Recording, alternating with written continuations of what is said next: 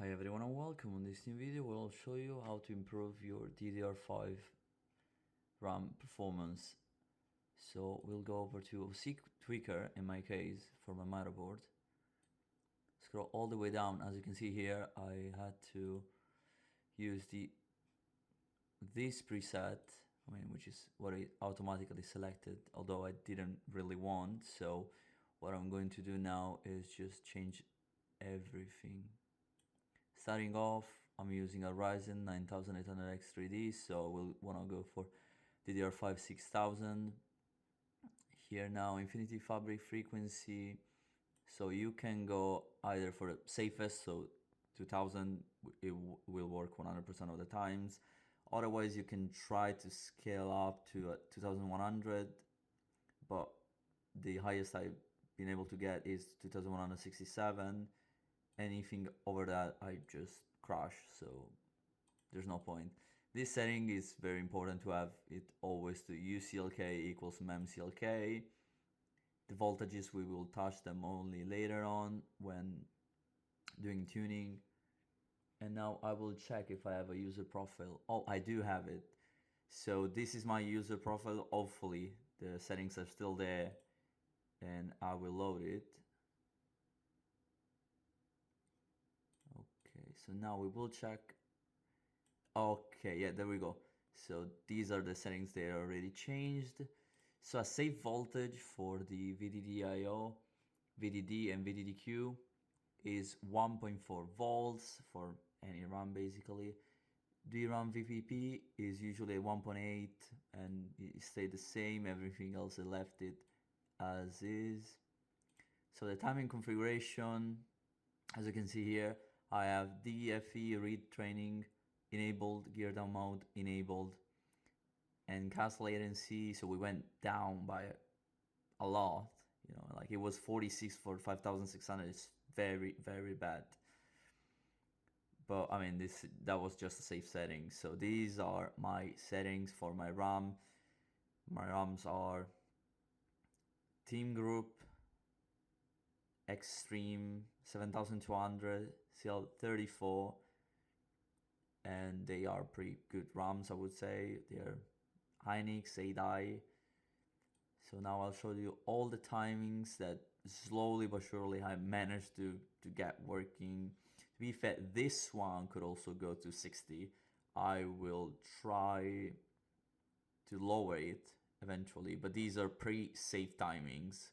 You should only apply them though if you have the same exact RAM and you want to run it at the same exact voltage. Of course, you might be able to run it at lower, but it's mostly luck at that point, like just a silicon lottery. So yeah, these are all the timings. Some of these sub timings here have been not changed because like you cannot go any less than one. But yeah, these are all the timings. And now I will just put the system back up. Save. Yes, so there we go. These are all the settings I had changed. iGPU disabled as well.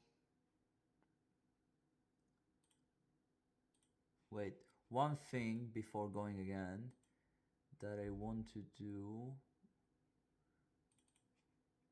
Yeah, here.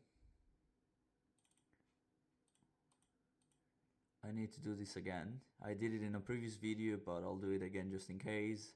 Although it looks... Yes, so this is motherboards, manual, 1X, boost clock override, no. Curved optimizer, all cores, negative, and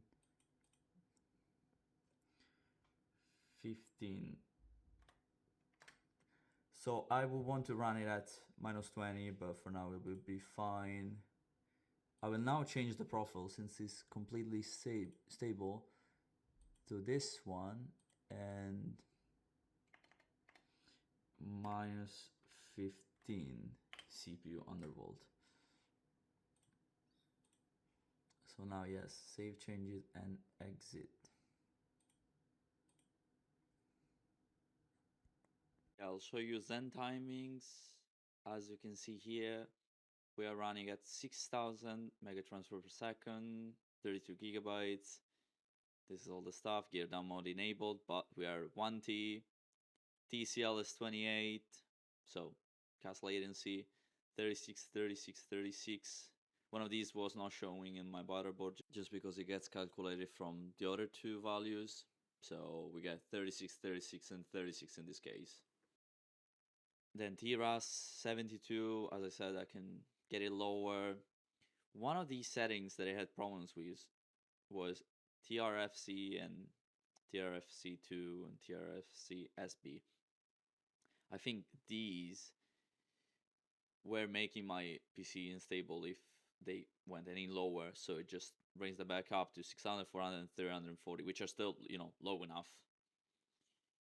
Anything else here besides the tertiary timings should be tuned to almost the best. The thing is with tertiary, I was like having a little bit of a problem while lowering some values from 7 to 6 and stuff, but it should be actually fine now. As you can see, we are running memclk at 3000 and uclk at 3000, which for a speed of 6,000 mega transfers, it's a 1-to-1 ratio. Otherwise, it would be 1,500 and 1,500 on each, which is something you generally do not want. And the FCLK has now been lowered. It's 2,167 exactly. So now you can finally enjoy more stability, better 1% lows and 0.1% lows in your games. And also average FPS should be higher. Same as for Windows, it will be faster and more responsive.